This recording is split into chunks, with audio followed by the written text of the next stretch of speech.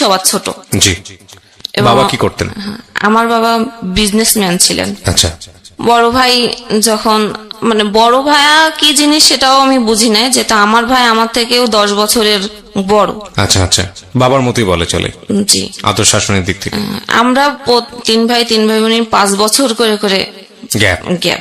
ছোটবেলা থেকে আমাকে যখন 4 বছর বয়স, তখন সবাই যখন মানে স্কুলে যেত, আমি হয়তো তাদের পিছ ধরে স্কুলে চলে যেতাম। আচ্ছা। আমাকে ভর্তি তখনও করে নাই। আচ্ছা, ওকে। তখন আমার 4 বছর বয়স।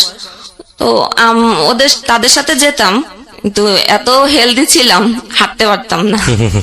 সবাই কোলে করে নিয়ে যেত। আচ্ছা। তো সেখানে সবার ওই যে পড়া শুনে শুনে মুখস্থ, আমি হচ্ছে ক্লাসে দেখা গেল পড়া বলতে বলতে আমি সব বলে দিতাম। আচ্ছা। তখন টিচাররা মানে মাকে ডেকে পাঠালেন যে আপনার বাচ্চা তো সবকিছুই পারে, ভর্তি করে দেন। শুরু হলো, কিন্তু সেটা আমার শিক্ষা জীবন শুরু হলো মাদ্রাসা দিয়েই। তো মাদ্রাসায় পড়া শুরু করলাম 4 বছর থেকেই। এভাবেই ক্লাস 5-এ যশোর জেলার একটা বৃত্তি ছিল, সেই বৃত্তিও পেলাম। আচ্ছা। এবং মাদ্রাসা বোর্ডে হচ্ছে আরেকটা বৃত্তি হতো। আচ্ছা। তখনও আমি ট্যালেন্ট পুলে 3rd হই। বাহ, তো ভালো স্টুডেন্ট ছিলেন বোঝা যাচ্ছে। হ্যাঁ, আমি বরাবরই ভালো ছিলাম। 8-এ পড়ি, তখন থেকে আমার বাবা মানে কিছুটা অসুস্থ ছিলেন। আচ্ছা। বিজনেস করতেন এবং তখন তো অনেক দূরে দূরে যেতেন, সিলেটে যেতেন, চিটাগাং, ইন্ডিয়া, তো মোটর পার্টসের ব্যবসা ছিলেন। জি। তো সেখানে অনেকবার হচ্ছে ডাকাতি হয়, এরকম ডাকাতি অনেকবার হয়েছে। তাকে অজ্ঞান করে দেওয়া হয়েছে, মানে বিভিন্ন পয়জন বা এরকম টাকার শোগে এক প্রকাশে মানে অসুস্থই হয়ে পড়ে আপনার বাবা? আমার বাবা। ওকে। তখনও সেই ওই সময় 99 সালে মানে আমি সবাই যাও একটু বুঝতো, আমি একটু মানে পড়াশোনাটাই ওইটাই ভালো বুঝতাম, আর কিছু আমার মধ্যে বাড়তি কিছু আমার মধ্যে ছিল না। আচ্ছা। বাবা অসুস্থ, আমাদের তখন থেকেই মানে আর্থিকভাবে ক্রাইসিস তৈরি হয়, শুরু হয়। পরে যখন ক্লাস 9-এ উঠলাম, তখন হচ্ছে হঠাৎ আমার বাবার মানে কি হয়েছে সেটাই ডাক্তার হচ্ছে বুঝতে পারে নাই। শেষ অবধি হচ্ছে তার মানে বিজনেস থেকে সমস্যা হওয়ার পরে যে এখন গাড়িতে করে আসে, ইঞ্জিনে কাছে বসছিলেন, যে গরম ভাপে তার পায়ে একটা ফুসকা উঠছিল। আচ্ছা। সেই ফুসকা থেকে এই পর্যন্ত মানে গ্যাংগ্রিন জাতীয় কি হয় না, হাঁটু পর্যন্ত খিচুনি হয় এবং একটু মনে করেন পচে যাওয়ার মতো অবস্থা হয় এই হাঁটু পর্যন্ত। আচ্ছা আচ্ছা। কি ডায়াবেটিস ছিল কিনা ওনার? ডায়াবেটিসটা তো তখনও আমরা বুঝি না। ওকে ওকে। ডাক্তারও এবং আমরা সবসময় দেখাইছি তাকে ভালো ডাক্তার, এবং সিএমএস এর লেফটেন্যান্ট কর্নেল এরকম যারা আছেন ভালো, তারাও ওষুধ দিয়ে যাচ্ছেন, কিন্তু কোনোভাবেই তো শরীরের ঘাও সারছে না, পার এটাও সারছে না। আচ্ছা। এক প্রকার যখন মানে প্রচুর খিঁচুনি শুরু হলো, ডাক্তার বলল যে আমার সব ট্রিটমেন্ট শেষ, এখন আপনারা একটাই পরীক্ষা করে দেখতে পারেন যে ডায়াবেটিস তার আছে কিনা। সব ট্রিটমেন্ট শেষ হওয়ার পরে? হ্যাঁ। এটা কেমন ডাক্তার হলো আমি ঠিক বুঝলাম না। ওকে। যখন ডায়াবেটিস তাকে চেক আপ করাতে নেওয়া যাওয়া হলো, তখন তার ডায়াবেটিস ধরা পড়ল 40। 40? জি। বুঝতেই পারছেন ট্রিটমেন্ট কি হয়েছে। হ্যাঁ, বা ট্রিটমেন্ট কেন কাজে লাগেনি আসলে। হ্যাঁ, 40 যখন ধরা পড়ছেন তখন তার একটা কিডনি অলরেডি শেষ। তখন হাসপাতালে ভর্তি করা হলো যশোরেই। তারা বলল যে আমরা পারবো ওই মুহূর্তে। একদিন রাখার পরে বললেন যে এই মুহূর্তে যদি রুগী না নিয়ে যাওয়া হয় বারডেমে, তাহলে এই রুগী আজকের মধ্যে বাঁচানো আর সম্ভব না, কারণ আমাদের সাপোর্ট দেওয়ার মতো কোনো মেশিন নাই। আচ্ছা। তো আত্মীয় স্বজন যারাই বড় বড় আছেন সবার কাছে পরামর্শ নেওয়া হলো। সবাই তখন হচ্ছে আর্থিক ভাবে হয়তো ভেবেছিল যে সাহায্য করতে হবে, এজন্য কেউ আসলে আগে নিয়ে আসলো। বারডেমে টানা 2 মাস পা হচ্ছে অপারেশন করা হলো, শুধু হাড়টা বাকি ছিল, তার মাংস ছিল না, উরুর থেকে মাংস কেটে তার পায়ে লাগানো হয়েছিল। পিত্তথলিতে পাথর ছিল, সেটা অপারেশন করা হলো, কিন্তু কিডনি একটা তো নষ্ট হয়ে গেল, আরেকটাও অর্ধেক যাওয়া অবস্থা। ডায়াবেটিস তো কিডনিটার মানে অপসারণ করা যায় না। তারপরও মনে সান্ত্বনা দেওয়ার জন্য ইন্ডিয়া নিয়ে যাওয়া হলো। পরে ফেরত তার 1 বছর পরেই আমার আব্বু মারা গেলেন। ওকে ওকে। তখন ক্লাস 10-এ পড়ি আমি। ঝামেলার কারণে ক্লাস 9-এ আমি কোনো ক্লাসই করতে পারি না, স্কুলে যেতেও পারি না, সবাই ফ্যামিলির ঢাকাতে। আমাকে খালার বাসায় রেখে যাওয়া হলো। তারপরে যখন আব্বু মারা গেলেন, এরপরে হচ্ছে আমার আম্মু হচ্ছে মানসিকভাবে একটু ভেঙে পড়েন এবং সেও প্রচুর অসুস্থ হয়ে যায়। যাক, সেটা হচ্ছে আমাকে এখন মানে শুরু হলো যে আমাকে বিয়ে দিতে হবে। আমার আম্মুর শরীরের অবস্থা ভালো না, সে যে কোনো সময় মারা যেতে পারে। তাও আমি তো ক্লাস 9-এ সায়েন্স নিয়েছিলাম, তো আমার 8 অবধি আমাকে টিচার দেয় না বাড়িতে। আমার আম্মাও পড়ে গেছেন, আব্বু পড়ালেখাটা একটু দেখতেন। আমার জন্য বিয়ে দিবেন, বাট আমার জন্য সেরকম পারফেক্ট ছেলে যে খুঁজতে হবে সেটা তারা করে নাই। আমার যে টিচার ছিলেন সে আমাকে, আমার বোধ হয় যে সে কিছুটা মানে পছন্দ করতেন আমাকে। সে জানিয়েছিলেন আমার খালুকে যে হ্যাঁ আমি পছন্দ করি। তারপরে তার সাথেই আমাকে বিয়ে দেওয়া হলো। আমি ক্লাস 10-এ পড়ি আর সে হচ্ছে মাস্টার্স এর পড়েন। পরীক্ষা দিলাম এসএসসি, দেওয়ার পরে আমাকে তার সাথে বিয়ে দেওয়া হলো। বিয়েটা কিভাবে হলো? ঘরোয়া আনুষ্ঠানিক, মানে তাদের বাড়ি থেকে কিছু লোক আসলেন, আমাদের বাড়ির এই আমাদের ফ্যামিলি এলাকার লোক। ছেলেটা কি করতো ওই সময়টাতে? বেকার। বেকার, মাস্টার্স পাস। মাস্টার্স পড়ে, রানিং মাস্টার্স পড়ছে। তো এরকম একটা ছেলে আপনাকে বিয়ে করলোই বা কেন, আমি ঠিক বুঝলাম না। আত্মীয় সম্পর্ক ছিল না, সে আমার টিচার ছিলেন। ওকে। হ্যাঁ, আমার বাসায় আমাকে পড়াতে আসতেন। প্রাইভেট টিউটর ছিল? Private tutor. সেই প্রস্তাব দিয়েছিল? জি। অদ্ভুত। এই বিয়েটার পেছনের মূল কারণটা আসলে কি ছিল, কি বলবো আমরা? আচ্ছা, আমাদের যশোর শহরে বাড়ি। হ্যাঁ। যশোরের থেকে যারা আঞ্চলিক অঞ্চলে থাকে তারা হয়তো ভাবে যে যশোর শহরে যারা থাকে তারা অনেক বড় লোক। আচ্ছা। আমাদের থেকে তারা একটু নিচে নিচে বলতে তাদের ফ্যামিলিতে কেউ শিক্ষিত নাই, সেই শুধুমাত্র মানে শিক্ষিত। হয়তো ভেবেছিল যে এক বাবার এক মেয়ে, বাবা বিজনেস করতেন, অনেক কিছু রেখে গেছে, পাবো কিছু, সেটাই আশা করে হয়তো সে মানে বিয়েটা করেছে। আচ্ছা। কারণ সে আমার চেহারাও খুব ভালো দেখে নাই, যে জন্য যে আমি মানে ছোট থেকেই এই পর্যন্ত দাখিল পর্যন্ত মাদ্রাসায় আমি বোরখা পড়তাম। তার সামনে পড়তে বসলেও আমি ক্লাস 6-এর থেকে বোরখা পড়তাম এবং আমি আর কোনো ছেলে মানুষের ওইভাবে মুখ মানে দেখতো না, বাড়ির থেকে বেরোতামও না। এবং যখন টিচারের সামনে পড়তে বসতাম, প্রাইভেট টিউটরের সামনে, সেখানেও বোরখা পরে মুখ ঢেকেই পড়তে বসতাম। আচ্ছা। সবাতে সে আমার শুধু হয়তো চোখটাই দেখতে পেত। আচ্ছা। তার মনের ধারণাতে যে আমি অনেক সুন্দরী, সেই হিসেবে হয়তো সে কখনো দেখেইনি বিয়ের আগে? আমাকে দিয়ে দেখে নাই, আগে চেহারা দেখে নাই। আচ্ছা আচ্ছা। এবং আমার ফ্যামিলিতে আমার মা হচ্ছে খুবই মনে করেন যে ইসলামী মাইন্ডের, রক্ষণশীল মহিলা যেটাকে বলে। আমাদের বাড়িতে আগে থেকেও টিভি ছিল না, এখন অবধি পর্যন্ত টিভি আমাদের বাড়িতে ঢোকে নাই।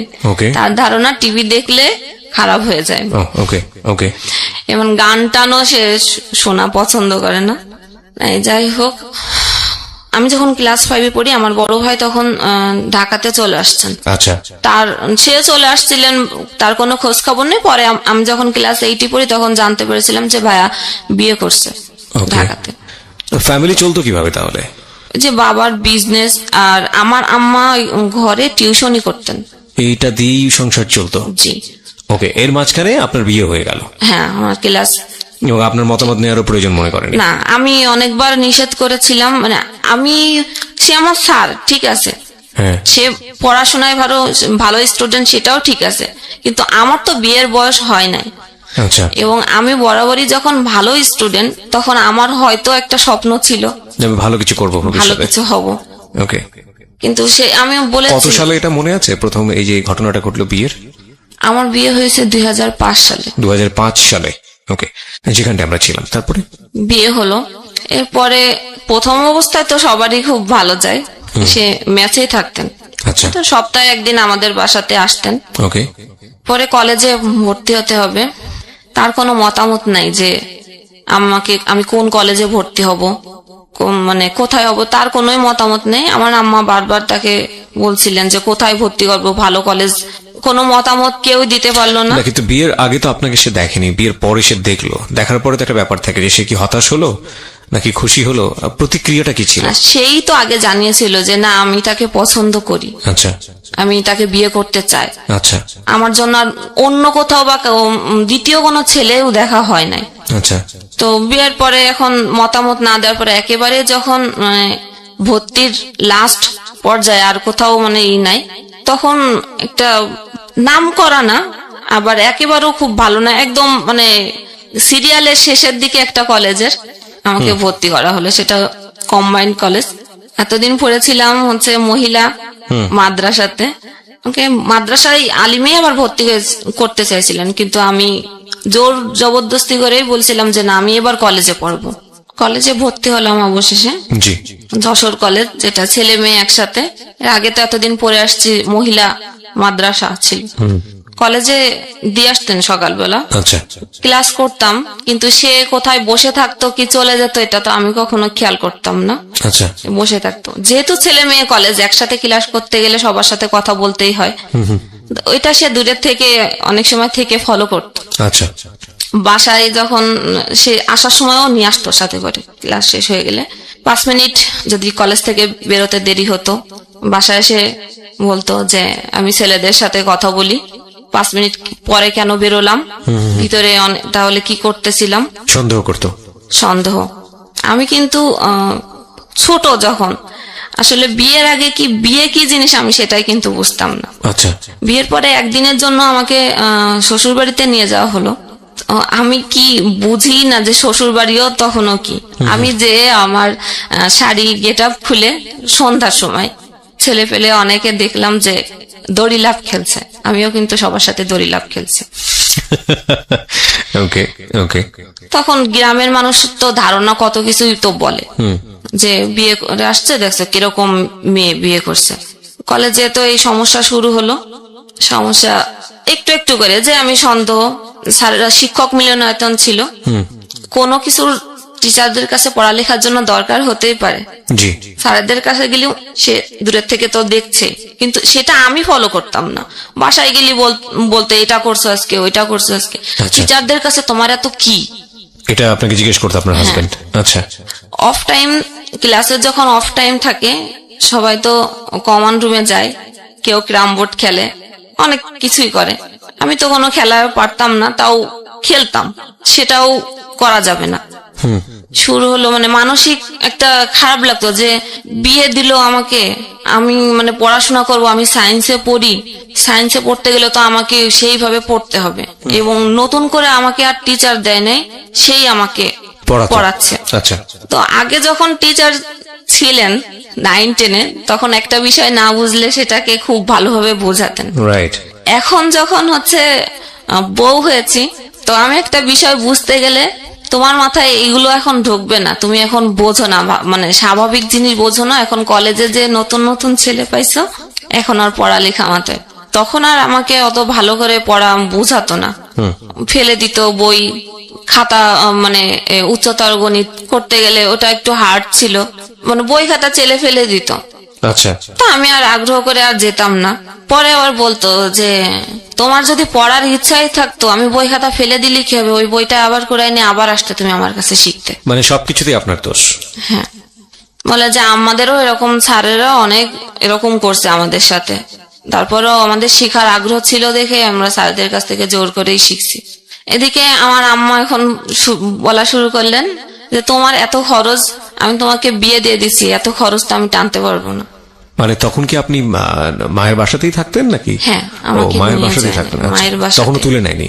না। আচ্ছা, কলেজে তো ছেলেদের সাথে কথাই বলা যাবে না, এখন আমি রিজার্ভ হয়ে গেলাম একদম, কারণ আমি একটু মানে স্বভাবগতই আমি সবার সাথে মিশুকে, কথা না বলতে পারলে ভালো লাগতো না। পড়াশোনায় আর ওইভাবে মন বসতো না, এই মানসিক প্রেসারে কলেজে যে আমি পড়া দিতে পারতাম না। জি। তখন আরো খারাপ লাগতো, স্যারেরা আরো বলতো যে তুমি এরকম কেন মানে হয়ে যাচ্ছ, কিছুই পারতেছো না, মানে ফলাফল কি, মানে ভালোটাও নাই, একেবারেই লো হয়ে যাচ্ছে। আর তোমার রেজাল্ট এসএসসি তে এত ভালো না যে আমি 1 পয়েন্টের জন্য A+ হয় না, তখন A+ অনেক টাফ ছিল, এখনকার মতো অ্যাভেলেবেল A+ ছিল না। তো পড়ালেখা আর হলো না ওই সময়। এখন বলে যে কলেজ ট্রান্সফার করতে হবে। কলেজ ট্রান্সফার কেন? ওই যে ছেলে মেয়ে একসাথে কলেজ, ও এখন কোন মহিলা কলেজে ট্রান্সফার করতে হবে।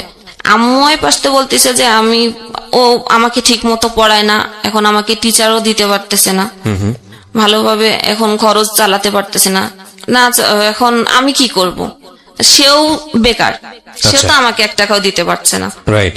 আমার আর করার কিছু নাই। আমি তখন কি বললাম, আমি তাকে বললাম তাহলে কি করব, তাহলে তোমাদের বাড়িতে নিয়ে যাওয়া লাগবে। এখন যদি আমাকে কলেজ ট্রান্সফার করবে তাও যশোরে না, তার বাড়ির ওদিকেই। আচ্ছা, তার বাড়ির ওদিকে কেন? যাতে সে মনিটর করতে পারে আর কি, কি হচ্ছে না হচ্ছে। ওকে, তার মাস্টার শেষ, সে এখন বাড়ির দিকে চলে যাবে। জি, ফার্স্ট ইয়ার সে যখন মানে কলেজ ট্রান্সফার করবে তখন সেই সময়টাও আর নাই। যখন যশোর শিক্ষা বোর্ডে যাওয়া হলো, বোর্ডে যে কাজটা করেন যে ম্যাডাম, উনি আমাদের পরিচিতি ছিলেন। ম্যাডামকে যখন বলা হলো, ম্যাডাম বললো ঠিক আছে, আমি ব্যাক ডেটে আমি এটা করে দিচ্ছি। আচ্ছা, দিয়ে পাঠায় দিল সেই নোয়াপাড়া, অভয়নগর থানা, যশোর জেলার। ও মাই গড। ওকে, তারপর? সেখান মানে অভয়নগর যে বাজার, তার থেকেও আমার শ্বশুরবাড়ি আরো 2 কিলো ভিতরে ভ্যানে করে যেতে হতো। মানে এই শহর থেকে একেবারে গ্রামে চলে গেলেন? একেবারে গ্রামে। এটা কি জীবনের প্রথম গ্রামে যাওয়া? জি। ওকে, তারপর? এখন সেখানে গিয়েছি, তাদের ধান চাল, আমি তো কখনো ধান চালের কাজ আমাদের এলাকাতেই ছিল না, জি, করিনি। তো ওখানে যে আমাকে এখন বলা হলো যে আমাকে সব কাজ করতে হবে, এবং পড়ালেখাটা তখন আর সে চাইছে না। নামে মাত্র সে ওইখান থেকে আমাদের বাড়ি থেকে দূরে সরাই নিয়ে আসছে, যাতে সে হচ্ছে মেনটেন্স করতে পারে তার মতো করে। কলেজে যাওয়ার জন্য আমাকে হচ্ছে টাকাও দিত না। আমার যে ননদ ছিল সমবয়সী, একই ব্যাস, তাকে টাকা দেওয়া হচ্ছে, সে ভ্যানে করে যাচ্ছে, কলেজ করতেছে।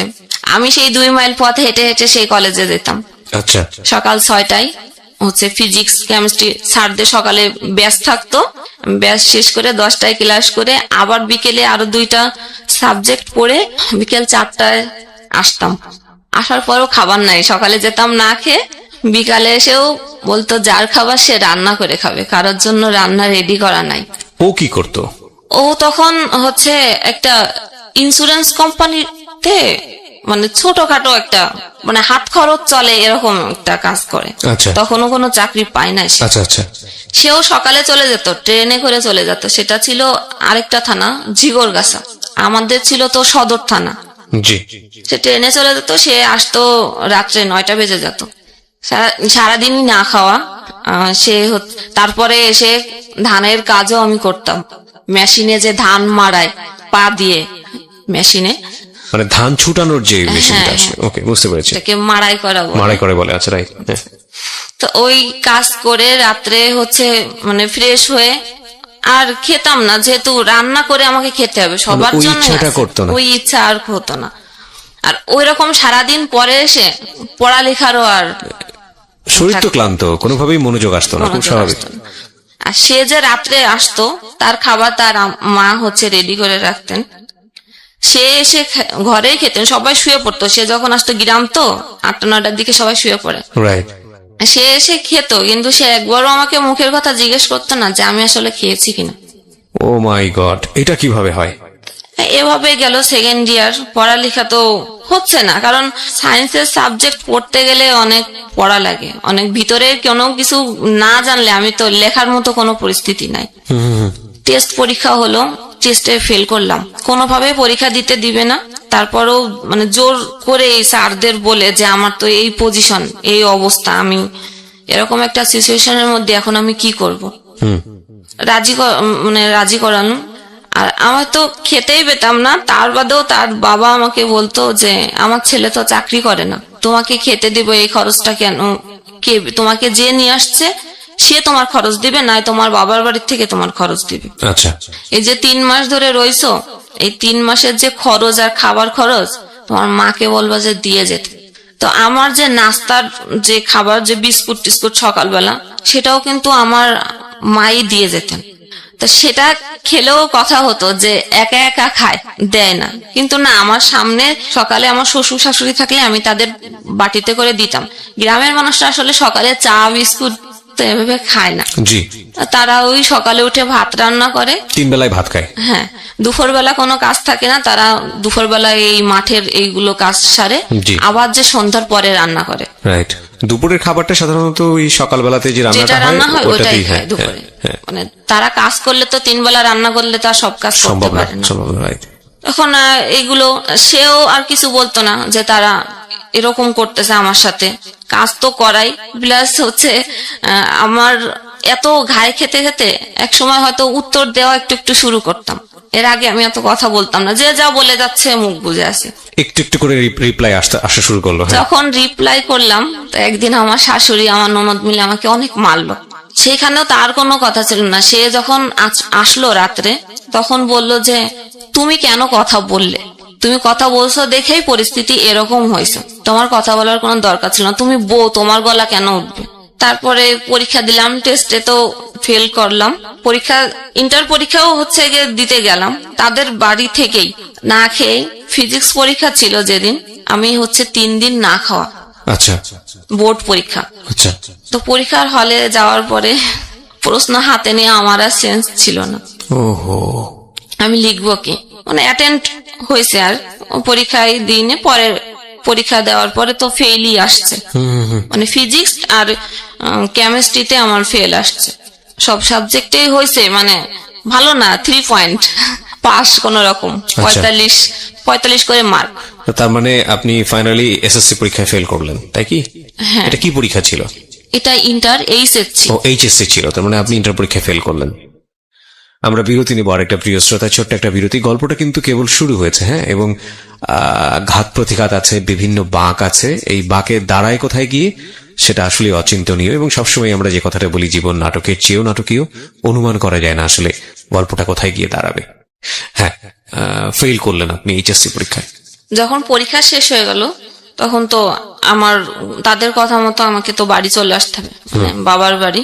যেদিন আসবো মানে আমাকে একবারেই দিয়ে যাচ্ছে। কেন? মানে আপনাকে নিয়ে আমাকে সংসার করা? বলে নাই যে আমাকে দিয়ে যাচ্ছে সে একবারে, আচ্ছা, মানে আচ্ছা। তাদের বাড়িতে আমাকে নিয়ে বিভিন্ন অশান্তি।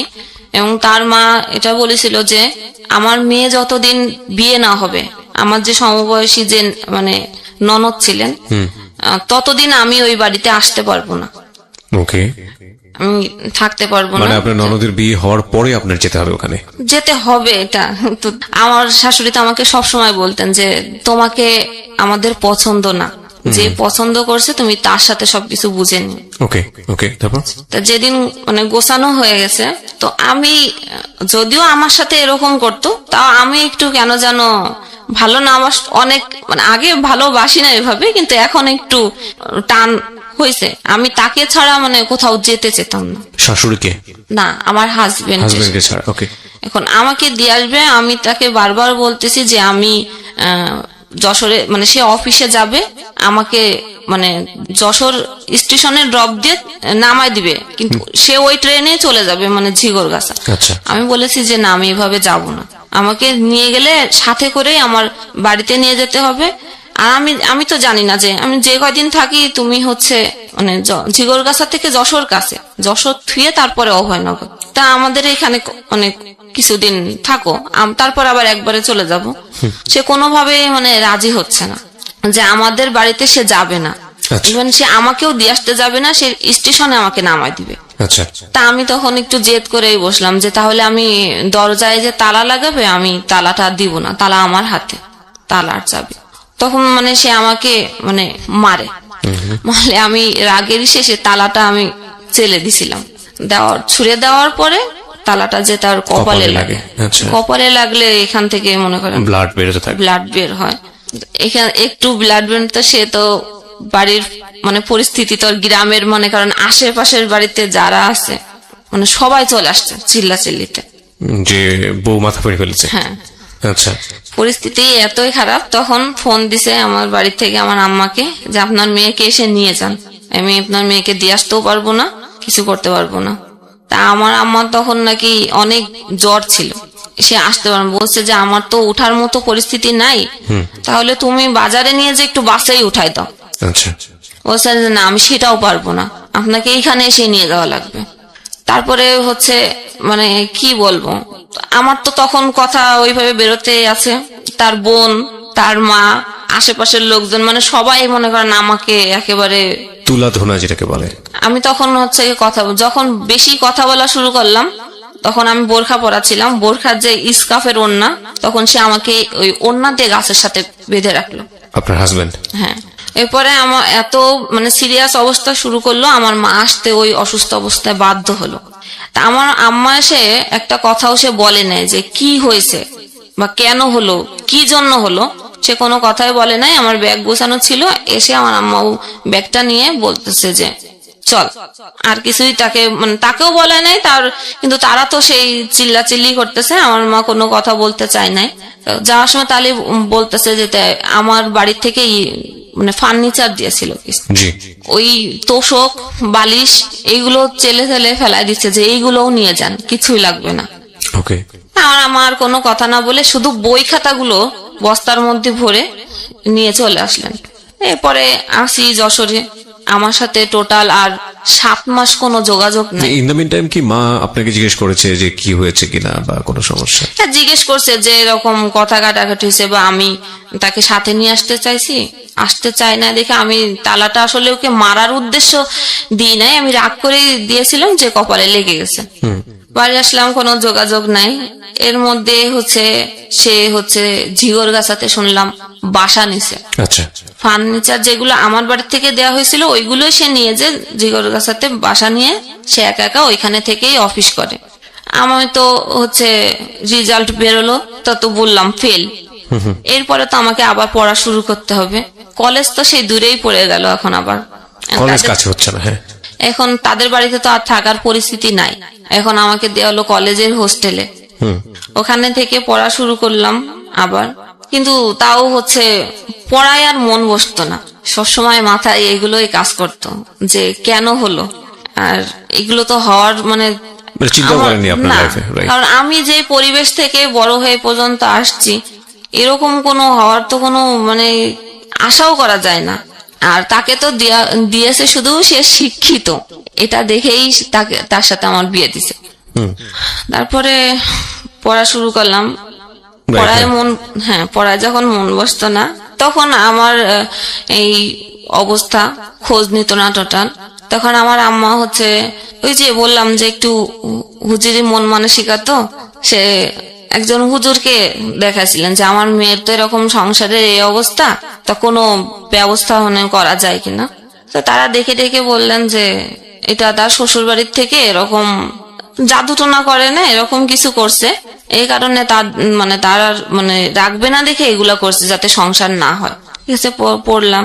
এখন হোস্টেল থেকে বাইরে বেরোলেই ওদের এলাকার লোকজন যখন দেখতো, তখনই এই ফোন দিয়ে রাস্তায় করে বেড়াচ্ছে, কিন্তু কিছুই করতাম না। পরীক্ষা দিলাম, তার মধ্যে আমি তার সাথে এই সময়টাতে কোনো যোগাযোগ নেই হাজবেন্ডের সঙ্গে? যোগাযোগ নাই, যখন বাড়িতে থাকাকালীন যোগাযোগ নেই। যখন হোস্টেলে দেওয়া হলো, তারপরে আমি আমার রুমে যে মেয়ে ছিল তার কাছ থেকে ফোন নিয়ে আমি তার সাথে যোগাযোগ করেছিলাম। যোগাযোগ করে আমি যোগাযোগটা কেন করলেন? কেন জানি মনে পড়তেছিল, মানে ওকে খুব মিস করছিলেন। হ্যাঁ, ওকে। 7 মাস পর? 7 মাস পর। সে কিন্তু কখনো যোগাযোগ করে নাই, তখন কিন্তু আমাদের বাড়িতে ফোন আছে, আমার ভাইয়ের ফোন আছে। রাইট। তো এই 7 মাস জীবনের কি মনে হচ্ছিল, মানে সবচেয়ে কঠিন সময় ওইখানে? না, কঠিন মনে হতো না, এই জন্য যখন আমি মনে করতাম তখন আমার ওই কষ্টের স্মৃতিগুলো সামনে যখন ভেসে উঠতো, তখন ভাবতাম যে না থাক, ও আমার সাথে এটা করছে, আমি কেন ফোন দিব। এটা ভেবে ভেবেই 7 মাস পার হয়ে গেছে যে আমি আর ফোন দিব না, দেখি তার আমাকে দরকার কিনা। ওকে। তারপরে আমি যোগাযোগ করে একদিন ঝিগরগাছায় যাই, সে যে বাসা নিয়ে থাকে ওই বাসাতেই, তখন ছিল রোজার সময়। ওকে। তো আমি বরাবরই কখনো রোজা ভাঙি না, সবসময় রোজা রাখি আমি পুরোটাই। সেও রোজা রাখে, কিন্তু নামাজ পড়ে না, একক তো রোজা রাখে। তো ইফতারি আনছে, বলছে যে আমাকে দেখে বলতেছে তুমি ভাইবো না যে তুমি আসছো দেখে আমি এত ইফতারি আনছি, আমি বরাবরই আমার নিজের জন্যই এতটুকুই আনি। জিনিসটা আমার খারাপ লাগছিল যে আমি এটা তো আনছে, আমি হয়তো ভাবছি যে আমার জন্য আনছে, এটা তো বলার দরকার ছিল না, তাহলে আমি কিছুই বুঝতাম না। এটা যখন আমাকে বলছে তখন আমার একটু খারাপ লাগছে যে আমি এত মাস পরে আসলাম, তার ইফতারি নিয়ে কমান্ড এটা। তারপরে আমার বাড়ি থেকে জানতো না যে আমি তার কাছে আসছি, কারণ বাড়ির থেকে সম্পূর্ণই নিষেধ ছিল যে তার সাথে যোগাযোগ না করার। যখন হোস্টেল থেকে বাসায় ফোন দিল যে ও কি বাড়িতে গেছে, তখন তো বললো যে না বাড়িতে আসে নাই। তখন আইডিয়া করলো যে ওর ওখানে যেতে পারি, তাছাড়া তো আর কোথাও যাওয়ার জায়গা নেই। আমার ভাইয়া তাকে ফোন দিয়ে তাকে অনেক রাপই করে যে আমার বোনকে না বলে কেন নিয়ে গেছিস, দিয়ে যা। পরে সে আমাকে ওই স্টেশনেই নামাই দিল, সে আর দিয়ে আসলো না। আবার গেলাম বাড়ি।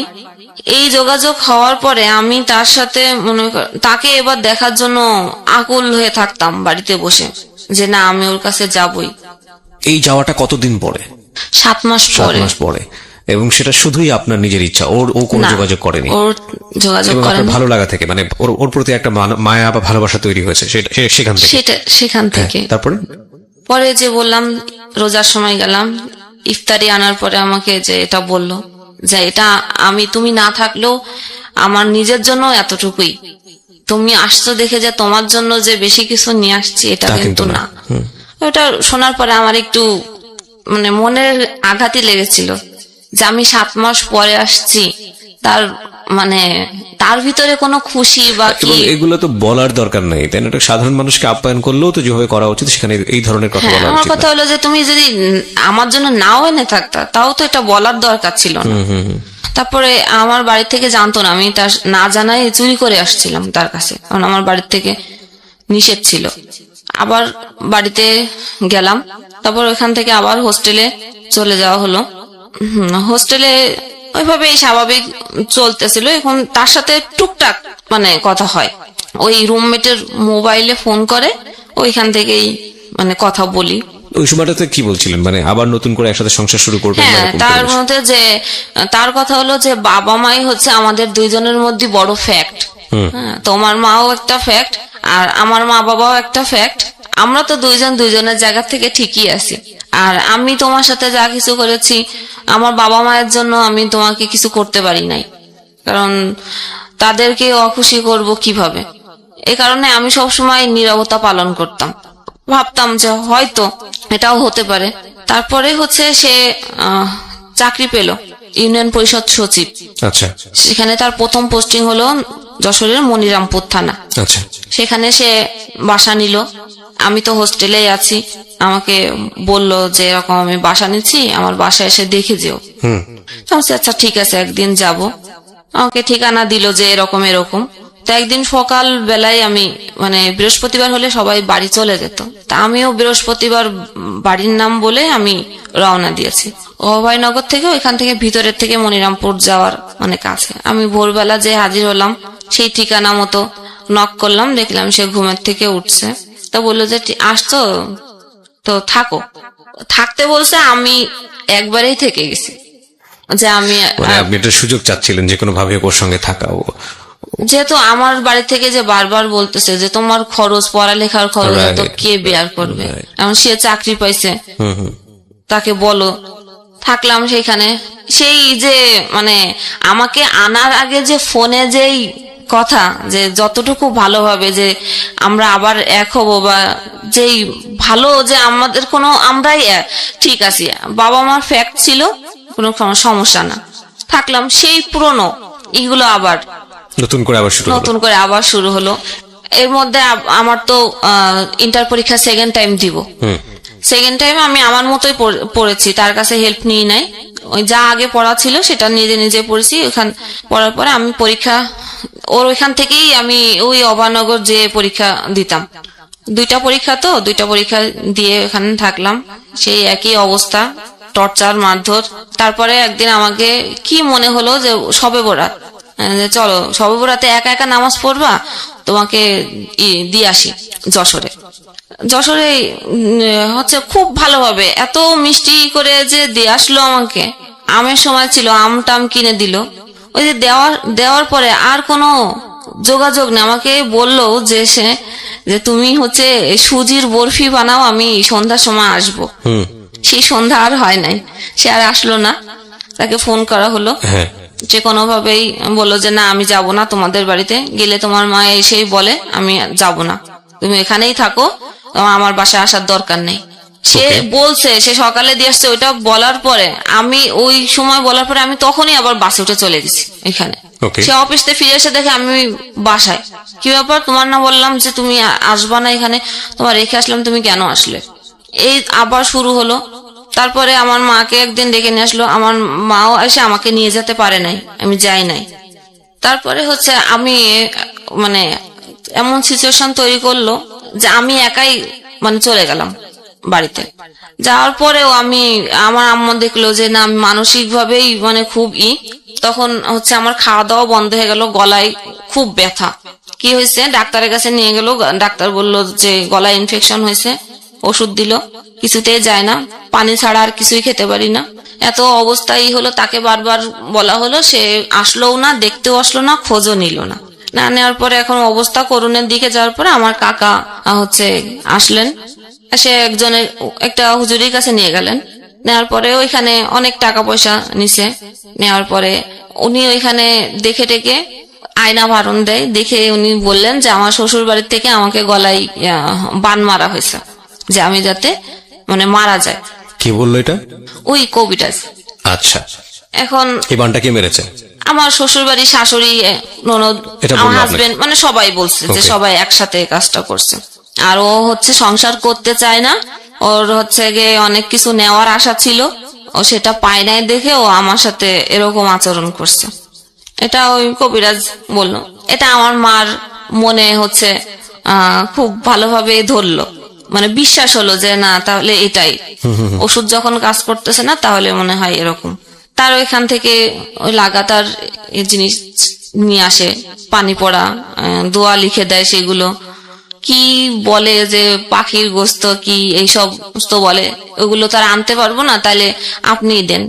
এই একবারই 5,000, 6,000, 7,000-এর নিচে নিতেন না তিনি। আচ্ছা, এভাবে আমার ট্রিটমেন্ট 1 বছর করছে। তারপরে বলল যে আপনার মেয়ে মেন্টালি ভাবে ভালো নাই, আর ও যেতে চাইলো, আর আপনার ওইখানে যেতে দিয়েন না। এখন যখন মানে একটু বলতাম যে আমি যাব এখানে, আমি কেন আমার সাথে এটা করলো, আমি এটা শুনবই করব, আমি এখানে যাবই, তখন ওই যে বলছে যে আর যেতে দিয়েন না। আমি যখন জোর করলাম তখন আমাকে বাড়ি থেকে শিকল দিয়ে বেঁধে রাখা হলো, আমাকে যেতে দিবে না, কোনোভাবে যদি আমি চলে যাই। এই কারণে এরকম তার কাছ থেকে ট্রিটমেন্ট করতে হতে 1 লাখ টাকা খরচ করছে আমার মা।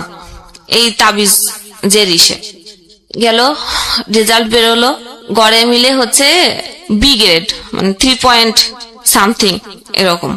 এ মাইনাস আর হলো না, এ মাইনাস এক্সপেক্ট করেছিলাম যে হতে পারে, তারপরে হলো না। এরপরে হচ্ছে ফ্যামিলি থেকে বলল যে তোমার তো এখানে আর যাওয়া যাবে না, তুমি হচ্ছে কি ডিভোর্স করে দাও। আমি কোনোভাবেই ডিভোর্স করতে রাজি হইনি। তারপরও বারবার আমার মা বললো যে এখানে তোমার তাবিজ করতেছে, মেরে ফেলবে, তুমি মরে যাবা, তার থেকে ভালো তুমি ডিভোর্স করে দাও। আমি ডিভোর্স করতেই চাই না। তারপরে জোর জবরদস্তি করে তাদের ফ্যামিলি থেকে ডাকা হলো, তারা আসলো অনেকে। আর আমার ছোট ভাই চাকরি করতেন একটা পত্রিকাতে, সেইখানেও হচ্ছে সবাইকে ডেকে তাদের কোনো কথা বলার স্কোপ দেওয়া হলো না, ডাইরেক্টলি আমাদের বাড়ি থেকে কথা যে আমরা মেয়ে দিব না, সবকিছু রেডি করা আছে, কাগজপত্র সিগনেচার হয়ে যাক। তো হয়ে গেল, আমি আমার মতে করে ফেললাম। করার পরে আমি বাড়িতে হচ্ছে খুব মানে মানসিক ভাবে ভেঙে ফেললাম, এতটাই আমি মানসিক ভাবে হয়ে গেলাম যে আমি আম্মাকেও ঠিক মতো ভালোভাবে চিনতে পারতেছিলাম না। এরপরে নিয়ে যাওয়া হলো, যে মানসিক ভাবে যখন চিনতে পারতেছি না, কাউকে ভালো মতো কথা বলতে পারতেছি না, ডাক্তারের কাছে মানে মেন্টালি যে ডাক্তার থাকে, পাবনার ডাক্তার, যেটা হেমায়তপুর থেকে আসতেন যশোরে, সেখানে দেখানো হলো। ডাক্তার সেখানে ট্রিটমেন্টের মধ্যে কি ওষুধ দিতেন জানেন না, শুধু ওষুধ খেয়ে ঘুমাই থাকতাম। তারপরে আস্তে আস্তে যখন ঘুমের ওষুধটাও এক প্রকার, একশো সময় মনে হতো যে এটা না খেলে আমার ঘুম হচ্ছে না, ওটা নেশার মতো হয়ে গেল। তখন আমি আমার নিজের থেকে আমি এটা বাদ দেওয়ার চেষ্টা করলাম, কিন্তু আমি বাদ দেওয়ার চেষ্টা করলে আমার মানে বাসার থেকে জোর করে খাওয়াই দেওয়া হতো যে না ও ঘুমায় থাকো। এরপরে ভাবা শুরু করলাম যে কি করা যায়, নিজেকে তো আর এইভাবে বসায় রাখলে তো হবে না। আমি যদি এই 2টা সার্টিফিকেট নিয়ে, আমার ব্যাকগ্রাউন্ড এটা হলো, আমার ডিভোর্স হয়ে গেল, এইটা নিয়ে আমি এখন কোথায় যাব? এমনিতেই আমাকে পড়ার খরচ দিতেই চায় না, কোন রকম শেষ করলাম। যেখানে এক্সপেক্ট ছিল যে ইন্টার শেষ করে আমি মেডিকেলে একটা চান্স নিব, তো আমার বান্ধবীরা সবাই হচ্ছে মেডিকেলে চান্স পেয়েছে, সেখানে ফার্স্ট টাইম ওরা চান্স পেয়েছে, আমি সেকেন্ড টাইম ওদের পিছিয়ে পড়ে গেলাম। সেটা আমি হয়তো পাবো, কিন্তু রেজাল্ট ভালো না থাকার কারণে আমার আর সেটা সুযোগ হলো না। তখন ভর্তি পরীক্ষার জন্য ট্রাই করা শুরু করলাম, আর নিজেকে এন্টারটেইনমেন্ট দেওয়ার জন্য বাড়িতে তো টিভি ছিল না, ওখানে যশোরে শুধু FM শোনা যেত 2টা স্টেশন। এন্টারটেইনমেন্টের জন্য আমি রেডিও FM শুনতাম, ওকে, গান শুনতাম। আমার ফ্যামিলি থেকে তো এটা নিষিদ্ধ ছিল, অনেক হেডফোন কেটে কেটে ফেলে দেওয়া হয়েছে। আমি এমন একটা অ্যাডিক্টেড হয়ে গেছিলাম FM এর প্রতি যে আমি ঘুমাইতেও এই কানে সবসময় থাকতো। আচ্ছা মোহনা, তারপর? এরপরে ভর্তি পরীক্ষা দিলাম বিভিন্ন ভার্সিটিতে। আলটিমেটলি আমার জগন্নাথ ভার্সিটিতে চান্স হলো, কিন্তু বাড়ির থেকে কোনোভাবে আমাকে দিল না ভর্তি করে। আচ্ছা, না দেওয়ার পরে আমি কবিরাজি ট্রিটমেন্ট চলছে এদিকে? হ্যাঁ চলছে। এগুলোর প্রতি আমি বিরক্ত ছিলাম, কিন্তু উপায় ছিল না। যেহেতু পানি খাবো, সেই পানির মধ্যে হয়তো মিশাই দিয়ে রাখতো। আচ্ছা, খাবারের মধ্যে। এটার মূল কারণটা কি ছিল? যে আমাকে যে কিছু একটা করা হয়েছে উল্টাপাল্টা, সে কারণে তোমাকে হচ্ছে। আর আমি এত কিছু আমার সাথে করার পরেও আমি তার প্রতি অ্যাডিক্টেড কেন? আমি বারবার কেন তার কাছে ছুটে যাই? তোমরা তো চাচ্ছিলে এক হতে, আলটিমেটলি ও চাচ্ছিল নাকি তুমি চাচ্ছিলে শুধু? তার কথা হলো যে সে কেন ডিভোর্স দিবে? সে কখনোই মুখ থেকে এটা বলবে না, তাহলে তো তার অনেক টাকা দেওয়া লাগবে। তারা আসছিল, কিন্তু আমাদের ইসের থেকে তাদের কোনো স্কোপ দেওয়া হয় নাই। আচ্ছা আচ্ছা, না দেওয়ার কারণে মিউচুয়াল যে সামনাসামনি। আমার প্রশ্নটা হচ্ছে যে আকর্ষণীয় জায়গাটা কি শুধু তোমার জায়গাটা থেকে ছিল নাকি তারও ছিল? তুমি যে তার কাছে বারবার যাচ্ছ? না, আমারই ছিল, একদম সলো তোমারই, একতরফা। এই কারণে তোমার ফ্যামিলি ট্রিটমেন্ট করাচ্ছে, কবিরাজি ট্রিটমেন্ট, তোমার কিছু একটা করেছে যে কারণে তোমার এই আজকে অবস্থা। ওকে, হ্যাঁ বলো। আমি সবসময় এক্সপেক্ট করতাম যে আমার মা আমাকে অনেক ভালোবাসবে, তার কাছ থেকে আমি অনেক আদর স্নেহ পাবো, তার কাছ থেকে আমি মানসিকভাবে ইন্সপায়ার হব সে আমাকে। কিন্তু আমার মায়ের কাছ থেকে আমি এটা কোনোভাবেই পেতাম না। তখন আমার মধ্যে আরো অন্যরকম কাজ করা শুরু করলো। আমাকে আমার লাইফে এত কিছু হয়ে গেল, এখন তো আমি আরো বেশি এক্সপেক্ট করি যে আমাকে বেশি আদর করবে, বেশি কিছু দিবে, কিন্তু আমি সেটা আর পাচ্ছি না তার কাছ। আম্মুই তো আমাকে বারবার বললো যে এরকম পরিস্থিতি থেকে বেরোনো, তুমি ডিভোর্স দিয়ে দাও। এখন এই পরিস্থিতি দক্ষিণবঙ্গের আমাদের এখানে বড় মাইকেল মধুসূদন বিশ্ববিদ্যালয় কলেজ, সেখানে চান্স পেলাম কেমিস্ট্রিতে। দিকে ডাক্তার যখন পাবনার ডাক্তার দেখাইছিলেন, উনি বলছিলেন যে তুমি আর মাথার ব্রেনতে চাপ নিবা না, আর কোনো পড়াশোনা টোটালি বিরত থাকো, পড়াশোনা এখন আর করো না। কিন্তু আমি পড়ালেখার জন্য নিজেকে তৈরি করতেছি যে না, আমাকে এর মধ্য থেকে বেরোতে হবে, তাই আমাকে পড়তে হবে। সে যে কলেজে পড়তো আমি ওই কলেজেই ভর্তি হয়েছি। মানে আপনার এক্স হাজবেন্ড যে কলেজে পড়তো? যে কলেজে সে এতদিন পড়ালেখা করেছে, আমি সেই কলেজেই ভর্তি হলাম। তো কলেজে আমি যেতে পারতাম না। আমি তখন ফোন, এরপরে আমাকে ফোন দিছে ফার্স্ট ইয়ারেই থাকতে, ওই ফোন নম্বরটা ছিল। এমন কোনো জায়গা নাই যে আমার ফোন নম্বরটা সে ছড়ায় নাই, এমন কোনো লোক নাই যে আমাকে আমি নতুন কলেজে, আমি কলেজের ফার্স্ট গেট থেকে ঢুকলে পিছন থেকে ব্যাক সাউন্ড শুনতাম খারাপ, আজে বাজে কথা বলতো। হ্যাঁ, একসময় প্রথম গেট থেকে ঢোকাই বাদ দিয়ে দিলাম, পিছনের গেটের থেকে ঢুকতাম, পিছনের গেট থেকে ক্লাস করে বেরোয় যেতাম। টিউশনি শুরু করলাম, পড়তেছিলাম। এখন এদের কথার প্রেসার, বাড়ির প্রেসার, আর কলেজের বাইরে রোডে ঘাটে এত প্রেসার, এবং ফোনে মানুষের এত টর্চারিং। ফোন করে বলে যে আপনার রেট কত, এগুলো বলতো ফোন করে করে। এইগুলো আর নিতে তখন দেখছি যে না, আমার পক্ষে একদম ভাইরাল করে দিচ্ছে আমাকে যে আমি একটা খারাপ মেয়ে। এগুলোর প্রেসারে আমি একদম মানসিকভাবে আরো ভেঙে পড়ি। চলে আসলাম কলেজ ট্রান্সফার করে ঢাকাতে। এই চাপগুলো, সামাজিক এইসব চাপের কারণে? আচ্ছা।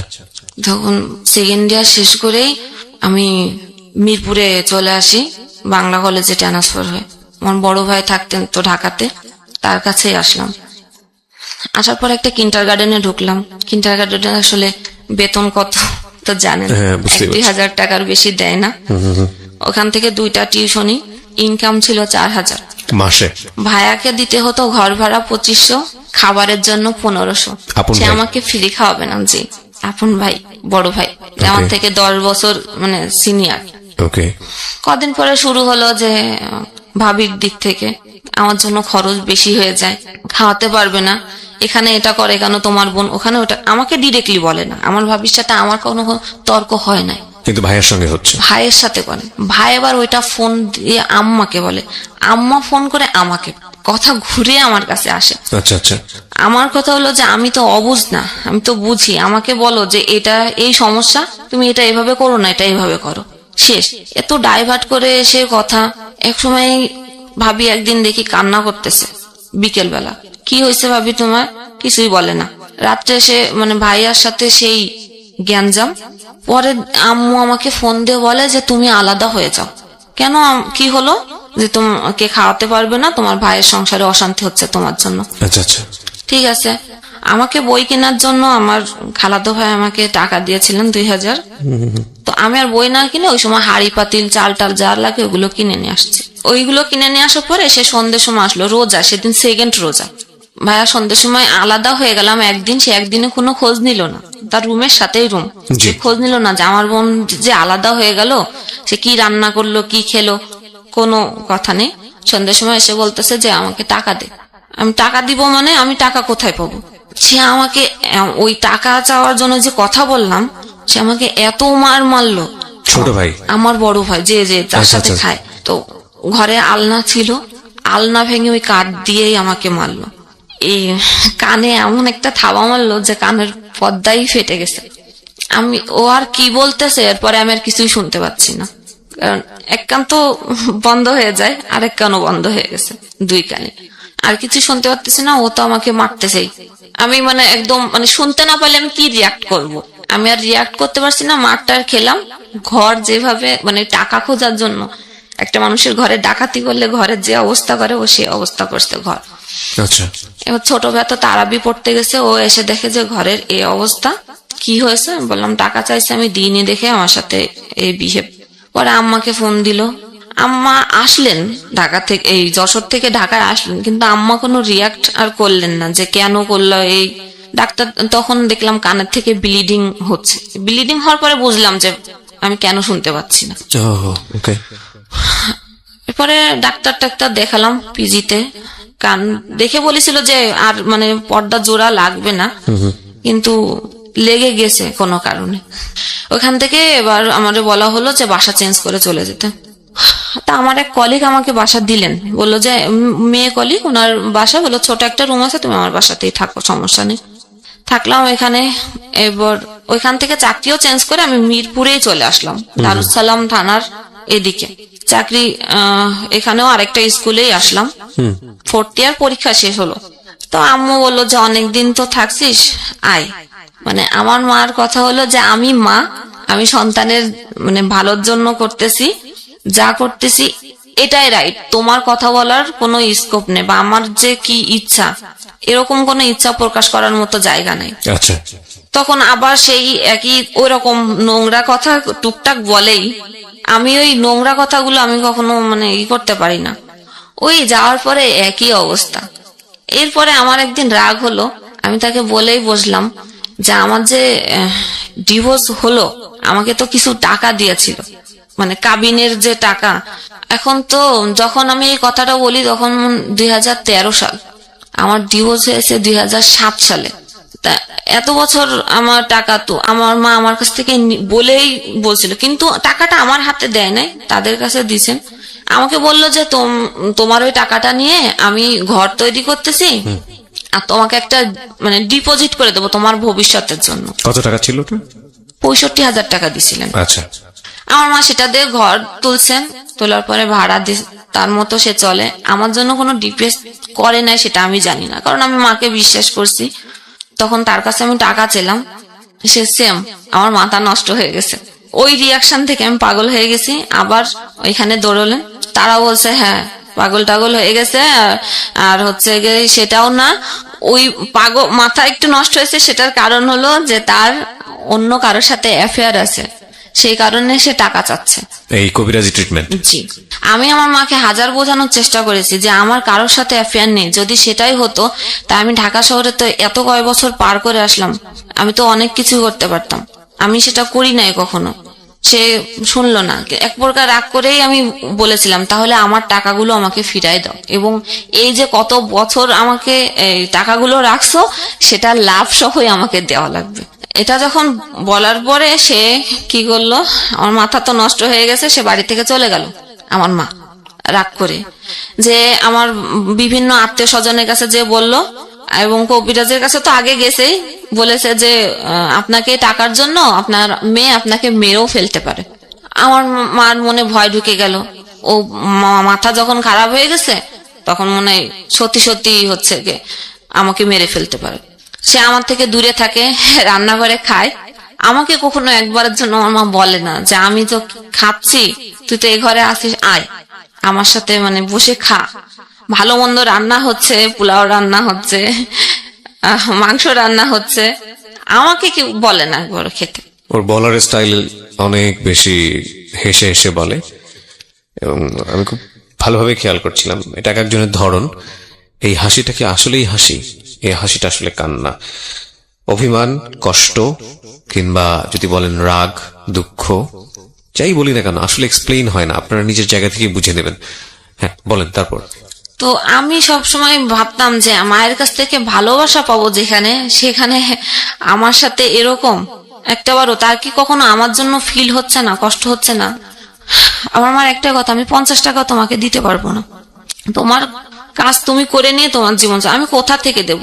কিন্তু আমার মায়ের অ্যাবিলিটি এমন ছিল না যে সে আমাকে দিতে পারবে না, বা আমার মা আমার ভাইদের প্রতিও ডিপেন্ডেন্ট ছিল না যে ভাইরা দিবে সেই হিসাবে তাকে চলতে হবে।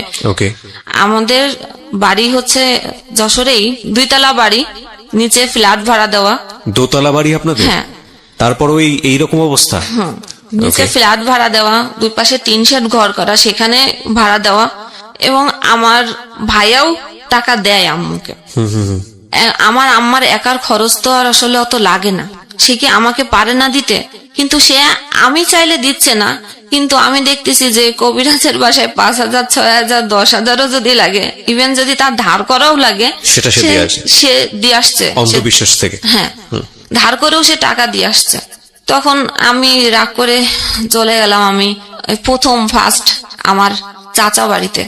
আমার মানে এত বছর জীবনে আমি চাচা, মামা, ফুপু, খালাতো ভাই বোন বা কারোর সাথে কখনো মিশতে দেওয়া হয় নাই।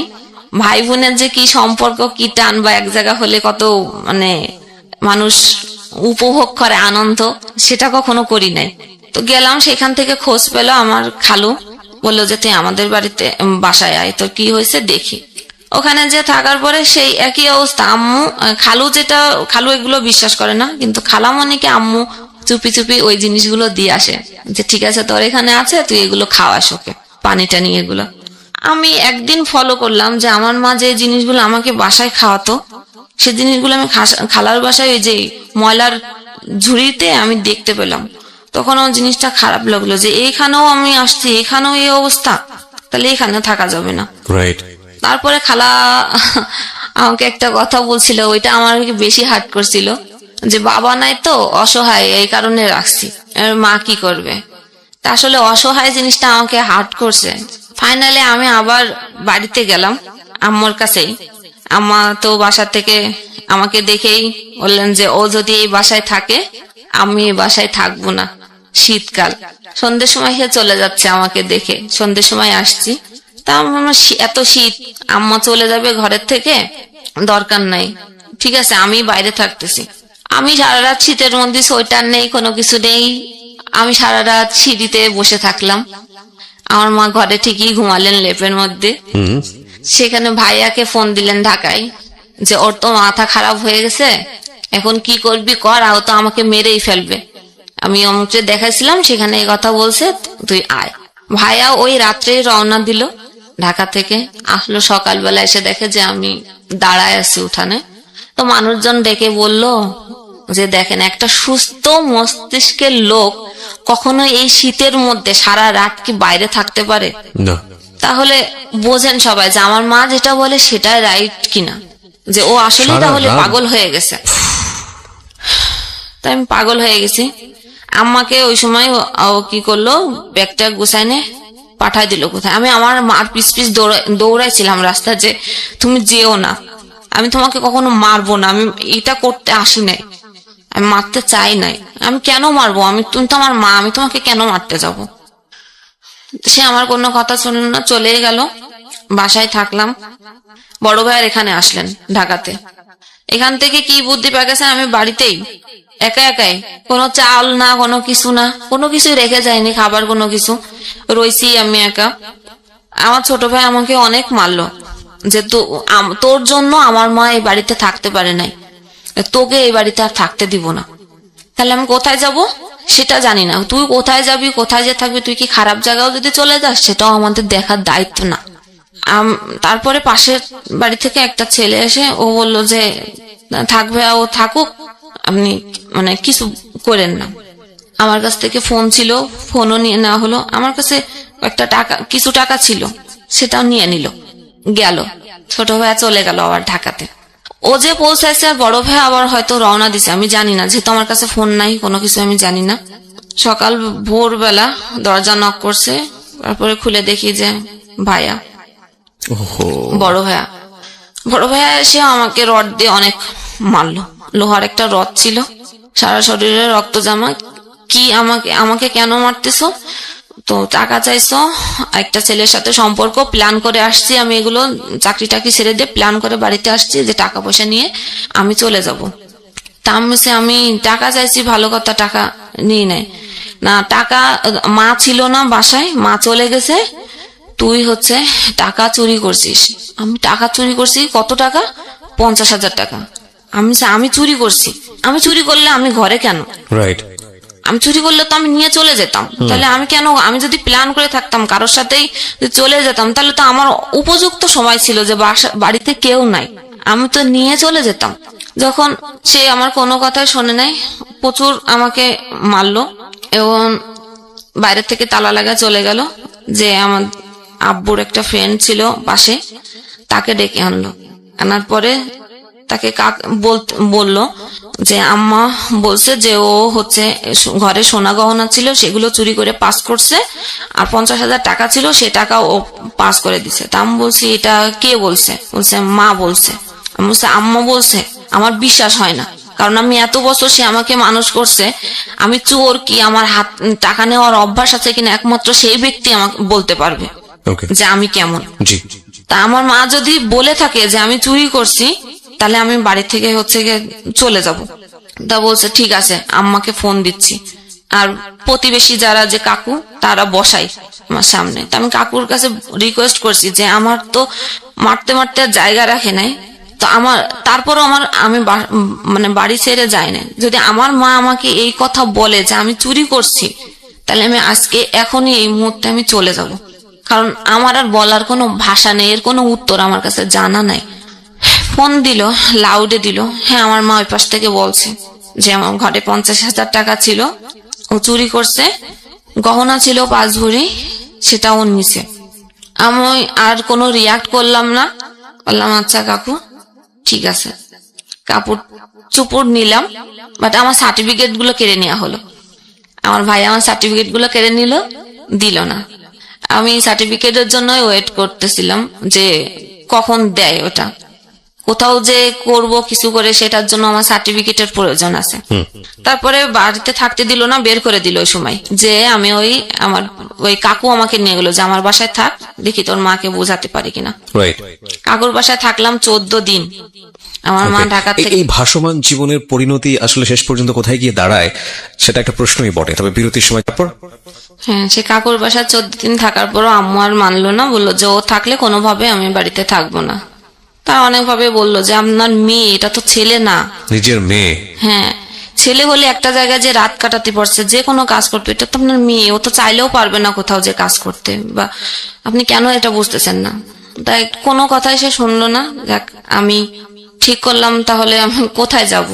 তো ব্যাগ ট্যাগ নিলাম। সেদিন ছিল, এই দিনটা মনে আছে যে 14 ফেব্রুয়ারি 2015 সাল। আমি সেই আগের যার সাথে আমার বিয়ে হয়েছিল, এক্স হাজবেন্ড, জি, আমি তার অফিসে গেলাম। এতদিন পরে গেলাম। সেইখানে যাওয়ার পরে সে একটু নাচিনার ভান করেছিল আমাকে দেখে। তারপরে ওইখানে যারা ছিল, মানে অফিসে তো অনেক লোকই থাকে, সেখানে পরিস্থিতি সামাল করার জন্য সে মানে নর্মালি আমার সাথে কথা বলার পরে আমি বললাম যে আসলে আমার বাড়ির পরিস্থিতি একটু খারাপ, এরকম অবস্থা, আমার আসলে যাওয়ার জায়গা নেই, দেখে আমি লাস্ট অব্দি এখানে আসছি, যে আমার একটু থাকার ব্যবস্থা করা যায় কিনা।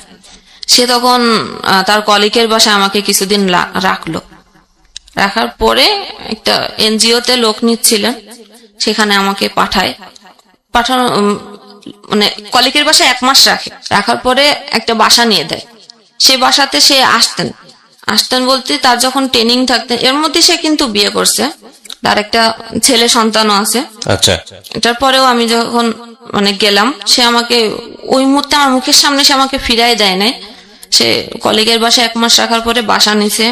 সে যখন খুলনাতে বিভিন্ন ট্রেনিং এ যেত তখন ওইখানে যে থাকা লাগতো, সেই সময়টা আসতো আমার বাসায় থাকতো। মানে আপনার সঙ্গে একটা হাজবেন্ড ওয়াইফ সম্পর্ক সেই সময়টাতে ছিল। সে যেখানে রাখছে সব জায়গায় তার ওয়াইফ পরিচয় দিয়ে রাখছে, এবং অফিসে যখন গিয়েছি সে কিন্তু বলে নাই, যে সে তখন পরিচয় করায় দিছে আমার ওয়াইফ। হ্যাঁ, আমার ওয়াইফ। 3 মাস পরেই ওই এনজিও চাকরির জন্য আমাকে পাঠায়। সেখানে যখন ভাইবা দিতে যাই, ওই ভাইবাতে ছিল একজন আপু, যে আমাদের এক বাড়ির পরেই তার বাড়ি। সে কিছুটা মানে একটু একটু শুনছিল যেহেতু এলাকায়। তো সে বলছে, তুমি ওনার ওয়াইফ, আমরা তো ওনাদের সাথে অনেক বছর কাজ করি, সেটা তো আমি জানি না। আমার তো এখানে আর বলার কিছু নেই, কারণ আমি তার কিছুই বললাম না যে আপু আমার আসলে জবটা দরকার। এখানে ট্রেনার হিসেবে আমি যোগদান করলাম। আপনার বিভিন্ন ইউনিয়ন কাউন্সিলে ভিজিডির চাল দেয় সরকার থেকে, ওটা একটা প্রকল্প।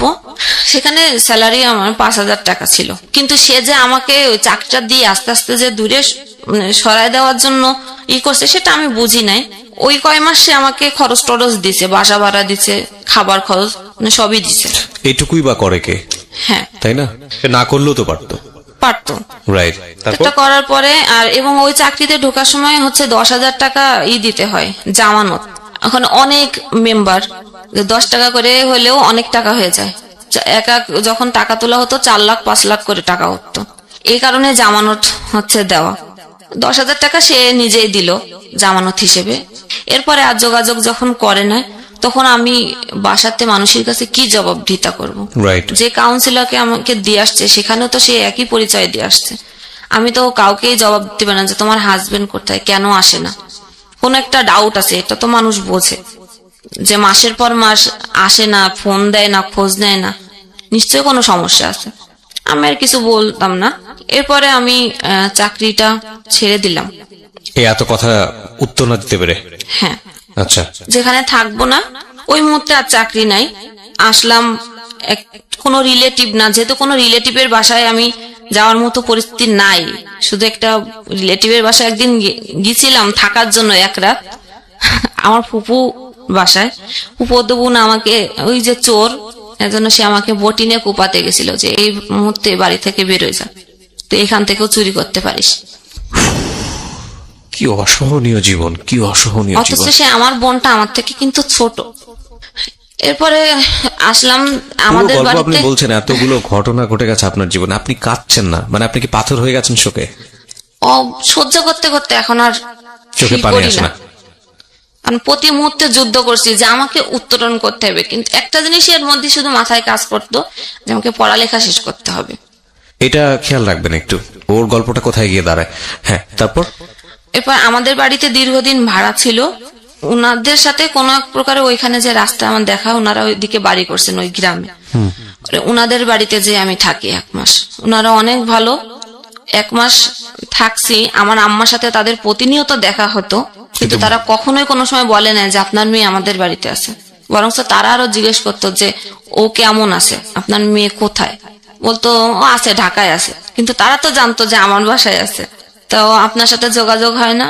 বলতো হয়, মানে যে কোনো একটা ভাবে পাশ কাটা যেত, আমার কোনো প্রসঙ্গ আসলে কথা বলতো না। তাদের বাসায় 1 মাস থাকার পরে আমি তখন মোবাইলে ফেসবুক অ্যাকাউন্ট খুলি। আচ্ছা। এর আগে আমার ফেসবুক অ্যাকাউন্ট ছিল না। তো ফেসবুকে ফ্রেন্ড লিস্টে মানে নক করতাম ফ্রেন্ড যারা ছিল, যাদের চিনতাম না জবের জন্য।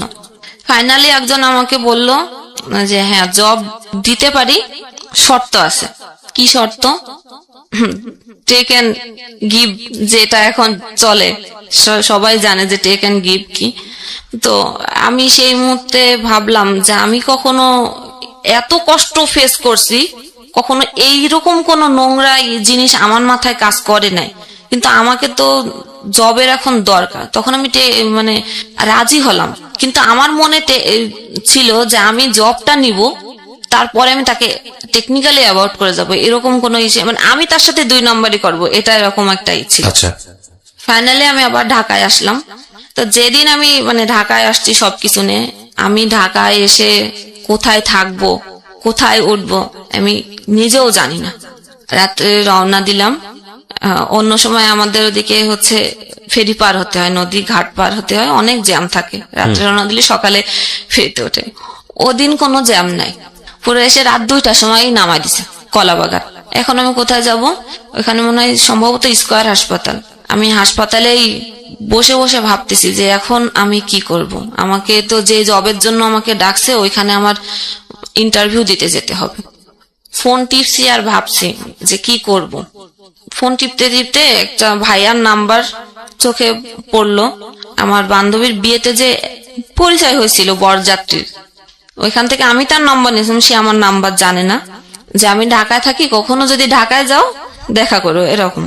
ওই নাম্বারে আমি ফোন দিলাম, দিয়ে বললাম যে ভাইয়া আমি তো এরকম ঢাকাতে আসছি, আমার একটু প্রবলেম আছে, আপনি আমাকে একটু থাকার জায়গা ম্যানেজ করে দিবেন, টাকা পয়সা নিয়ে আপনার হেল্প করা লাগবে না, জাস্ট একটু থাকার ব্যবস্থা। সে বলল ঠিক আছে। তখন ভোর ভোর হয়েছে। সে বললো যে আমি আসছি। সে থাকে ফার্ম গেটে। সে রিক্সা নিয়ে আসলো, এসে আমাকে নিয়ে গেল তার বাসাতেই, এটা ব্যাচেলার বাসায়।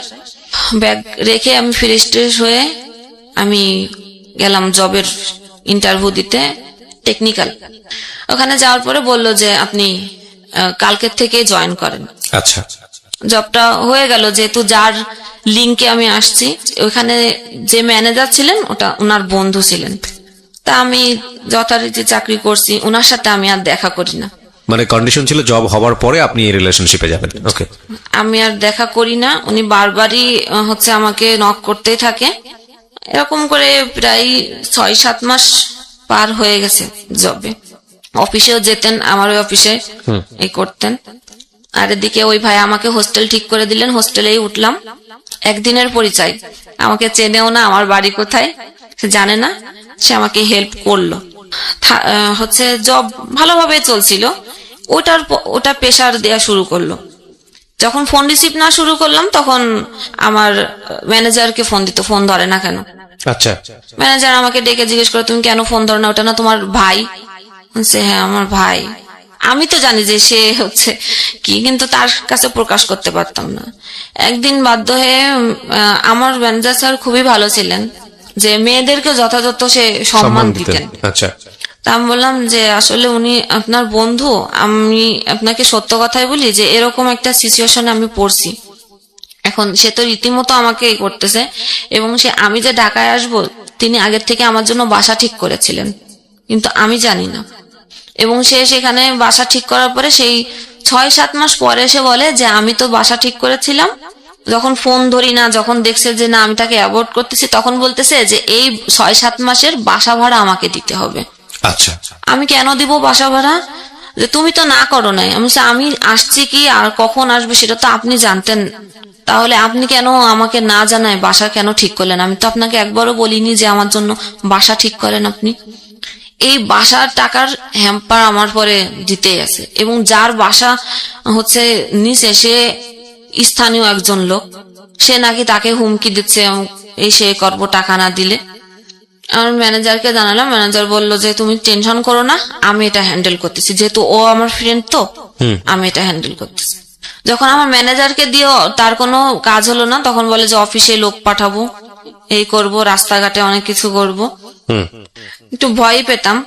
এর মধ্যে হচ্ছে আমি মাস্টার্স ভর্তি হয়েছিলাম বাংলা কলেজে।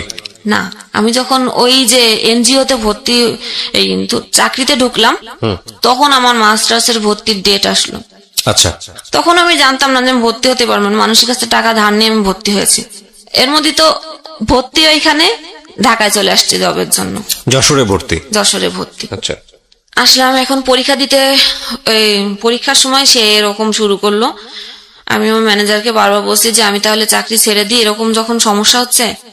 তা বললো যে না, তুমি কেন চাকরি ছাড়বা, তুমি যাও পরীক্ষা দিতে যাও, নি টেনশনে। আমি পরীক্ষা দিতাম, অফিস করে রাত্রে রওনা দিতাম, সকালে নামতাম, পরীক্ষা দিতাম, পড়াশোনা নাই, পরীক্ষা দিতাম, আবার আমি গাড়িতে উঠে ব্যাক করতাম। এইভাবেই একদিন পর একদিন আমি এরকম জার্নি করে করে পরীক্ষা দিছি। পরীক্ষা দিলাম যুদ্ধ করেই, তার মধ্যে আবার এদিকে এই প্রেশার। অফিসে যারা ডিরেক্টর থাকেন উনি ছিলেন, আমি ছিলাম প্রশাসন বিভাগে। প্রশাসন বিভাগের ম্যানেজার আলাদা, এক্সিকিউটিভ ডিরেক্টর আলাদা, প্রোডাকশনের ম্যানেজার আলাদা, এবং আমি ছিলাম ওয়েলফেয়ার অফিসার হিসেবে। ওয়েলফেয়ার অফিসারের কাজ হলো, ওটা একটা গার্মেন্টস ফ্যাক্টরি, ওয়েলফেয়ারের কাজ হলো সেই একই, সমস্ত মহিলা কর্মীদের ট্রেনিং দিতে হবে, এবং তাদের ভালো মন্দ, তাদের ম্যাটারনিটি সুবিধা, তাদের ছুটির সুবিধা, এবং তাদের যে টাকা পাওনা দিই, এইগুলোর সব ফ্যাসিলিটি কি সেটা আমাকে ডিট করতে হবে কোম্পানির সাথে। মালিক পক্ষের লোক থাকে আলাদা, আমি হলো তাদের পক্ষের লোক বা কনভেনার বা রিপ্রেজেন্টেটিভ। জি। তো মালিক পক্ষের থেকে বলতো, কি মেয়ে নিয়ে আসছে, চেহারা ভালো না, সুন্দর মেয়ে লাগবে। আমার জায়গা যে আগে ছিল সে সুন্দর ছিল এবং তাদের সাথে সময় দিত। আমার ম্যানেজারকে বারবার বলতো, তুমি এটা কি মেয়ে নিছো, একটা সুন্দর যারা ওয়েলফেয়ার সবার সাথে কাজ করবে তাকে তো সুন্দর দেখতে হবে। তো ম্যানেজার বলতো যে আমার তো কাজের দরকার, একজন শিক্ষিত মেয়ে লাগবে, প্লাস যে কাজ করতে পারে আমার তাকে লাগবে, আমার চেহারা দিয়ে কি করবো, সেটা সাপোর্ট দিত আমাকে। এবং যখন অফিস অনেক রাত করে অনেক সময় শেষ হয়ে যেত, তখন সে তার বাসায় দিকেই আমাকে নিয়ে আসতো, ছোট বোনের মতো দেখতো সে। সেটাও তাদের চোখে ডাউট লাগছে যে ম্যানেজার সবসময় ওকে সাপোর্ট করতেছে, এদিকে ওরা টাকার জন্য প্রেসার দিচ্ছে, বলতেছে যে টাকা দিব নাই, ওকে দেখা করতে বলো, সেখানেও ও সাপোর্ট করতেছে। তাহলে আমাদের এতদিনের বন্ধুত্ব সম্পর্ক, আর সে 2 দিন চাকরি করতে গেল, তুমি তাকে বাঁচাচ্ছ কেন? তাহলে নিশ্চয় তোমার সাথে ওর কোনো রিলেশন আছে। এই কথা বলতেছে। তখন ম্যানেজার হয়ে তুমি যখন তোমার কাছে বলে কোনো লাভ নেই, তখন এক্সিকিউটিভ যে ডিরেক্টর তাকে বলা হবে। সেখানেও তারা ফোন দিল যে ওই মেয়ে এই সেই প্রকার আমি ভালো না, আপনার ম্যানেজার এরকম সাপোর্ট করতেছে। এবং তাদের দিক থেকেও একটা কথা ছিল যে আমার চেহারা ভালো না, সব মিলায়ে এমন একটা পরিবেশ তৈরি হলো যে আমার কাজ করাটা একদম, এবং ম্যানেজারকেও ডেকে তাদের বলা যে তোমার ওই মেয়ের সাথে এই সে আছে, তোমার ওয়াইফকে জানাই দিব। এখন কেউ তো ফ্যামিলিতে এরকম একটা নিতে চাবে না। এখন আমিও ভাবলাম যে আমার জন্য তার কেন হবে, সে তো আমাকে কখনো খারাপ চোখে দেখে নাই, আর আমাকে তো কোনো খারাপ অফারও সে কখনো দেয় নাই, তাহলে আমি কেন আমার জন্য তার ক্ষতি হতে দিব। নিলাম আমি জব ছেড়ে দিলেন। জি, জব ছেড়ে দেওয়ার পরে আমি যে কোম্পানিতে চাকরি করতাম সেই কোম্পানির নাম কিন্তু বাংলাদেশে আপনিও খুব ভালো করে জানেন। এই সময় আমি আর নতুন করে চাকরি পাচ্ছি না, যেখানেই আমি চাকরির জন্য কথা বলতেছি সেখানে সেই একই সমস্যা, গিভ এন্ড টেক। এখন আমি কখনোই এটার কাছে মাথা নয়। এর মধ্যে তো মনে করেন 2 বছর আমি তো বাড়ি থেকে চলে আসছি, 2 বছর হচ্ছে। 2 বছরের মধ্যে আমাকে কেউ একবারও খুঁজলো না, আমাকে কেউ একবারও ফোন দিল না, কেউ ভাবলো না যে এই মানুষটা যে বাসার থেকে চলে গেল, একটা মেয়ে মানুষ কোথায় গেল, খাচ্ছে কি না খাচ্ছে। 2 বছরের মধ্যে 4টা ঈদ গেছে, বাকি সব দিন হচ্ছে গিয়ে আমি বাদ দিলাম যে আমাকে কেউ মনে করে নাই, কিন্তু ঈদের দিনও কি আমার মার আমার মনে পড়ে নাই? তো এটা ফিল করে আমি আমার নাম্বার থেকে ফোন দিলে আমার মা কখনো ফোন রিসিভ করতো না, অন্য আননোন নাম্বার থেকে ফোন দিয়ে আমি চুপ করে থাকতাম, শুধু একটু কণ্ঠ শোনার জন্য, যে মার কণ্ঠ একটু শুনবো। যখনই আমার কখনো হ্যালো শব্দটা শুনতো, যখনই বুঝতে পারতো আমি, তখনই ঠিক ফোনটা কেটে দিত, আর কখনো আমার ফোন ধরতো না। এবং আমার ভাইও না, আমার বড় ভাই তো আমাকে টোটালি ওই সময়, সেই 2 বছর আগে আমার সাথে কথা বলে নাই। এখনো অব্দি আমার বড় ভাইয়ের সাথে আমার কোনো রিলেশন নাই, সে আমাকে আদৌ খোঁজে না। সে বলে যে আমার কোনো বোন নাই, আমার বোনের কোনো প্রয়োজন নাই। তারপরে তো হোস্টেলে আসি, কোনো জব পাই না। আমার যেটা জমানো ছিল, যতটুক চলার দরকার ছিল, শেষ। এখন আমি কি করব? আমাকে তো আসলে এখন মনে হলো যে না, একজন সাথী প্রয়োজন জীবনে চলার পথে। যে আমি তো একা, আমাকে যে যেরকম পারতেছে সে সেইভাবে আমাকে বলে যাচ্ছে, খারাপ কথা থেকে শুরু করে অফার দেয়া থেকে শুরু করে খারাপ, আমি কোনো ভালো কিছু পাই নাই। তখন এই যে কোম্পানিতে আমি চাকরি করতাম, এই কোম্পানিরই একজনের সাথে আমার পরিচয় হয়েছিল। পরিচয়টা এরকম যে আমি পরীক্ষা, যখন মাস্টার্স পরীক্ষা দিতে যাচ্ছিলাম তখন অবরোধ ছিল, কোনো গাড়ি নাই, আমি কিভাবে যাব তাকে বলেছিলাম, সে আমাকে ঘাট পর্যন্ত পৌঁছে দিয়েছিল। তারপরে আমি বাইকে করে করে আমি যশোর পৌঁছাইছি, যেখানে গাড়িতেই যেতে লাগে 7 ঘন্টা, বাইকে করে করে যশোর পৌঁছায়। ওই সময় পরিচয়, কথা বলার এক পর্যায়ে আমি তার সম্বন্ধে হয়তো অত কিছু জানতাম না। পরে এক পর্যায়ে আমি বলেছিলাম যে আমার তো আর কোনো গতি নাই, আমি আর পারতেছি না, আমার কাছে যা ছিল সবই শেষ।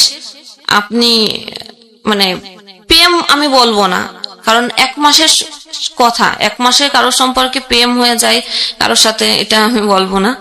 আমি নিরুপায় হয়ে বলেছিলাম যে আপনি কি আমাকে বিয়ে করবেন? মানে আপনি প্রস্তাব দিয়েছিলেন? হ্যাঁ। সে বলেছিল মানে করব, আমাকে কিছুদিন ঘুরিয়েছিল। আচ্ছা। তারপরে অ্যাটলিস্ট সে আমাকে বিয়ে করলো। বিয়ের পরে আমি আস্তে আস্তে জানতে পারলাম তার ওয়াইফ আছে, একটা না 2টা। বিয়ের আগে আপনি জানতেন না? না। তো জিজ্ঞেস করা উচিত ছিল? হ্যাঁ, আমি জিজ্ঞেস করেছি, সে আমাকে স্বীকার করে নাই, করছে মানে একটার কথা স্বীকার করছে এবং বলছে যে তার সাথে আমার মানে কাগজপত্র বলতে ডিভোর্স হয়ে গেছে, কোনো রিলেশন নাই, আমি এখন একাই থাকি। যেহেতু আমার একটা প্রবলেম আছে এবং কোনো মেয়ের ফ্যামিলি যদি মানে পাশে না থাকে, সে মেয়েকে কখনো আমার জানা মতে বা আমার দেখা মতে, আমার লাইফ থেকে আমি বলতেছি, যে কোনো ভালো ছেলে বিয়ে করতে চায় না। বলবে যার ফ্যামিলি যার পাশে, ওই মেয়ে আর কত ভালো, ওই মেয়ে তো ভালোই না। এবং সোশ্যাল কলটা এরকমই। হ্যাঁ, এবং যার মা সব জায়গায় বলতেছে যে আমার মা যদি কোনো সন্তানের নামে বলে, সেটা তো অবভিয়াসলি মানুষ বিশ্বাস করতে বাধ্য, যে মা তো সন্তানের কখনো খারাপ চায় না। মা যখন বলতেছে তাহলে ওই মেয়ে নিশ্চয়ই এরকম। কোনো দিক থেকেই আমার কোনো বিয়ের কাজ আর আমার বাড়ি থেকে কখনো দেওয়ার চেষ্টাও করেনি, খোঁজেওনি, যেহেতু আমাকে খরচ করে বিয়ে দেওয়া লাগবে, এটা তারা করবে না। ফাইনালি তো বিয়ে করার পর এগুলো জানতে পারলাম, এগুলো আবার নতুন করে আরেকটা পেইন, যে বউ আছে, তাও একটা তো জানতামই, এরপরে শুরু হলো যে আরেকটা, এবং 2 জায়গায় তার 2টা সন্তান আছে, এবং সে প্রথম ঘরে যে সন্তান আছে সেটাকে সে আজও অব্দি অস্বীকার করে, যে ওটা আমার সন্তান না, ওটা তার মানে ক্যারেক্টার খারাপ, অন্য কোথার থেকে এরকম হয়েছে। ঠিক আছে, সেটা তার ভাইয়ের সাথেই বলে, যে মানে তার ভাইয়ের সাথে সম্পর্ক ছিল। গেল সবকিছু মেনে টেনে নিয়ে আসি, এখন দেখতেছি যে তার রূপ আস্তে আস্তে বেরোচ্ছে। সে এখন আমাকেই সবসময় সন্দেহ করে, আমাকে বাসার থেকে কখনোই বেরোতে দেয় না, এবং ফিজিক্যাল টর্চার শুরু হয়ে গেছে, চাকরি কোথাও করতে দেবে না, সবাই খারাপ বলতে এখন সে আমাকে ওই পিছনের কথাগুলোই বলে, যে আমি যদি ভালো হতাম তাহলে কি আমার এরকম হতো, ওই সেই পিছনটা নিয়ে খোটা দেয়। হ্যাঁ, আমি যদি ভালো হতাম তাহলে আমার বাড়ির লোকেরা কি আমার সাথে এরকম করতো, এবং তোমার মা যে তোমাকে জন্ম দিছে সে কেন এরকম করে তোমার সাথে, নিশ্চয়ই তুমি খারাপ তাই করে, তোমাকে তো কেউ সহ্য করে না। এবং সে আমাকে স্পষ্ট বলে দেয় যে তোমার ভালো না লাগলে তুমি চলে যেতে পারো, আমি দিব না কোনো কাগজ, তুমি কাগজপাতি দিয়ে, এটা গতকালও আমাকে বলছে, তুমি কাগজপাতি দিয়ে চলে যেতে পারো। এখন আর জীবনের কোনো কিছু এখনো খুঁজে পাই না, এখনো আশা করি যে না, আমাকে এখনো কিছু করতে হবে, একটা জায়গায় আমাকে দাঁড়াতে হবে। হয়তো আমার নিজের যদি কিছু থাকতো, বা আমি নিজে যদি একটা জব করতাম, নিজে যদি ভালো পজিশনে থাকতাম, হয়তো আমার দিকে এই আঙ্গুলগুলো তুলতো না কেউ। তার মানে আপনি এখনো স্টিল ফাইট করে যাচ্ছেন, প্রতিনিয়ত ফাইট করে যাচ্ছেন। কেন এই গল্পটা বললেন, এই প্রশ্নটা আমি করব না, কারণ সবাইকে আমি একই প্রশ্ন করি। তো মানে আজকের এই জীবন গল্পটা শুনে অনেক মানুষই একটা জিনিস ফিল করবে, অনেক মেয়েই ফিল করবে, আল্লাহ কত ভালো রেখেছে তাদের। হ্যাঁ বলেন। আমি এখনো আমার ভুলগুলো খুঁজে পাই না, যে আমার ভুলটা ধরায় দুক, আমি শুধরে নেব। কারণ ভুল যে কাজ করে সে কিন্তু একটা ঘোরের মধ্যে থাকে, সে কিন্তু বুঝতে পারে না যে আমি ভুল করতেছি না ঠিক করতেছি। আমি ফাইটের মধ্যে আমার সামনে যে পজিশন আসছে সেই পজিশন মেনটেন করে আমি চলছি না, এটা যখন আমার সামনে এসে দাঁড়াইছে তাহলে আমাকে এখন এটা করতে হবে, কিন্তু সেটা ভুল না ঠিক আমি নিজেও এখনো জানি না, যে আসলে কি আমি ভুল করেছি। সব ভুলের জন্য কি আমি দায়ী? আমাকেই সবসময় সবাই আমাকেই দায়ী করেছে, যে আজকে সবকিছুর ভুলের পিছনে আমি দায়ী, এখনো অব্দি আমাকেই দায়ী করে, আর এখনো অব্দি আমার মার সাথে আমার কোনো যোগাযোগ নাই। কিভাবে চলে আপনার দিন, কি করেন, মানে সকাল থেকে শুরু করে সন্ধ্যা পর্যন্ত? এই তো সকালে রান্না, সে আমাকে দেখাশোনা করে, এটাই যে বাসা ভাড়াটা দেয় আর বাজার, এর ব্যতিরিক্ত তার কাছ থেকে আমি কোনো কিছু এক্সপেক্ট করি না। সে সকালে যায় আর রাত্রে 1টা 2টা 2:30টার সময় আসে, সে আমাকে কখনো সময় দেয় না। ইভেন সে আমার সাথে কথা বলতে চায় না, কথা বলতে গেলে সে আমার কথা শুনে না এবং বলে যে আমি তোমাকে টেকনিক্যালি অ্যাভয়েড করি। আপনার কিছু বলার নাই এখানে আলটিমেটলি? আমি এখনো বুঝতে পারছি না যে আমি আমার ভুলটা কোথায়। একটা সংসার করতে গেলে আমি এতটুকুই বুঝি, স্বামী সংসার দুইজনের, সেখানে কোনো কিছু করতে গেলে দুইজন পরামর্শ করেই করতে হয়। সেখানে সে যা কিছু করে আমার পরামর্শ তো করেই না। আমি যখন বলি তখন বলে যে তোমার এত কিছুর কি দরকার, তোমার এত কিছু জানার দরকার নেই, আমি যা খুশি তাই করব, আমি বলতে পারবো না কোনো কিছু। আমি বললে আমাকে টর্চার মারে, গায়ে হাত তোলে। হ্যাঁ, সেদিনও আমার নাকে এমন একটা ঘুষি মারছে, সারা রাতই ব্লিডিং হয়েছে নাক দিয়ে। তারপরেও এই যে এফএম এর প্রতি যে আগে একটা ঝোঁক ছিল। খুব বাজে একটা প্রশ্ন করি, এই প্রশ্নটা করতে ইচ্ছে করছে এই কারণে, আমরা যখন অনেক বেশি ফ্রাস্ট্রেটেড হয়ে যাই, আমাদের এই যে গল্পটা আমি শুনলাম, তো আপনার তো একুল উকুল দুকুল কিছুই নাই। একুল উকুল বলতে বোঝাচ্ছি কারণে যে একটা মেয়ের জামাই সংসার না থাকলে ঘরে ফিরে যায়, বাবা মা থাকে, আপনার সেই জায়গাটাও নাই। কেউ কোনো মানুষই আপনাকে জায়গা দিল না। মাঝে মাঝে এরকম মনে হয় না যে সুইসাইড করে ফেলি? ও, সেই প্রসঙ্গটাতে মানে আমার মা যখন আমার সাথে এরকম করতো, আমি একবার বিষ খেয়েছিলাম। আচ্ছা, এজন্য খেয়েছিলাম যে আমি বিষ খাওয়ার পরেও আমি রিয়াকশন দেখতে চাই যে আমার মা আমার প্রতি কতটা আগ্রহী। ও আচ্ছা আচ্ছা, হ্যাঁ, এটা আমার দেখার জন্য আমি এটা করেছিলাম। আমি যে রাগ করে করেছিলেন না, যে সে আমার কাছে আসে কিনা, যে আমার সন্তান আজকে মরে যাচ্ছে, যে আসলে ওকে কাছে আসে। কিন্তু তখনও না সে আমার কাছে আসে না, এমনি সাইডের লোক পাঠাইছে যে ওকে একটু মানে কি করলে কি হয় সেটা একটু দেখতে, কিন্তু সে ওই দূরেই ছিল। তারপরে সে আমার সাথে কথা বলে নাই। এর মধ্যেও তার একবার ঘুমের ওষুধ খেয়েছিলাম, তখন আম্মাকেও বাসায় ছিল না। ওই যে যখন চুরির ঘটনাটা হয়েছে, ওটা সহ্য করতে না পেরে আমি ঘুমের ওষুধ খেয়েছিলাম। এখন আর মনে হয় না যে আর মরবো, কারণ ওটাও কষ্ট আছে, মরতে গেলেও কষ্ট। এরপরে কি হবে? Fine, it's a big question. এরপরে আসলে কি হবে? এবং আমি মাস্টার্স কমপ্লিট করেছি, আর এখন যে আমার হাজবেন্ড সে কিন্তু এসএসসি পাস। আচ্ছা, তো আমি মাস্টার্স কমপ্লিট করেছেন, আপনার কি সরকারি চাকরির বয়স আছে? হ্যাঁ আছে, এখনো 3 আপনি বছর বিসিএস ট্রাই করেন, অন্যগুলো ট্রাই করেন। এখন কি হয়েছে যে আগে আমি এত ভালো স্টুডেন্ট ছিলাম যে কোন পৃষ্ঠায় কি পড়তাম আমার কিন্তু মনে থাকতো 1 মাস পরেও, যে আমি অমুক পৃষ্ঠায় এত জায়গায়। এখন আমি এত কিছু মানে পড়ি, চেষ্টা করি, আমার কোনোভাবে আমি মনে রাখতে পারি না। ব্রেনে অনেক চাপ পড়েছে যে কারণে। সো আপনাকে যদি বলতে বলি যে আমাদের যারা লাখ লাখ শ্রোতা আছেন তাদের উদ্দেশ্যে কিছু বলার জন্য, কি বলবেন? কিছু বলার আছে একেবারে নিজের জীবন থেকে? থাকে না যে আপনি যে অভিজ্ঞতার মধ্য দিয়ে গেছেন, সেই অভিজ্ঞতার আলোকে যদি কিছু বলতে বলি? কি বলবো, কারণ বা এটা যদি না বলেন তাহলে শুরুটা একটা হয়েছিল জায়গায় এরকম আসতে পারি কিনা যে এত ফ্রাস্ট্রেশন, এত বেশি ঝামেলা, এত বেশি মানে কি বলা যেতে পারে, লাইফে কোনো জায়গায় কোনো হোপ নেই, তার মধ্যেও আপনি বেঁচে থাকেন, মানে সামনে নিশ্চয়ই একটা স্বপ্ন আছে, রাইট? এখনো খোটা শুনি যে শিক্ষিত হয়েছি শুধু টাকাই নষ্ট করেছি। না, সেটা ঠিক আছে, কিন্তু মানুষ তো একটা স্বপ্ন নিয়ে বেঁচে থাকে যে আজকের পরে অন্তত আমার আগামী দিনটা এরকম সুন্দর। তো আপনার কোনো স্বপ্ন আছে? এই স্বপ্ন থেকেই যে আমি কোচিং করেছিলাম একটা নিউজ প্রেজেন্টারের। তো ছোটবেলায় যে বলেছি যে আমাদের বাড়ি টিভি ছিল না, কিন্তু আমার ওই জিনিসটার প্রতি কিন্তু আগ্রহ ছিল, ওই টিভিতে একটু দেখা যাবে।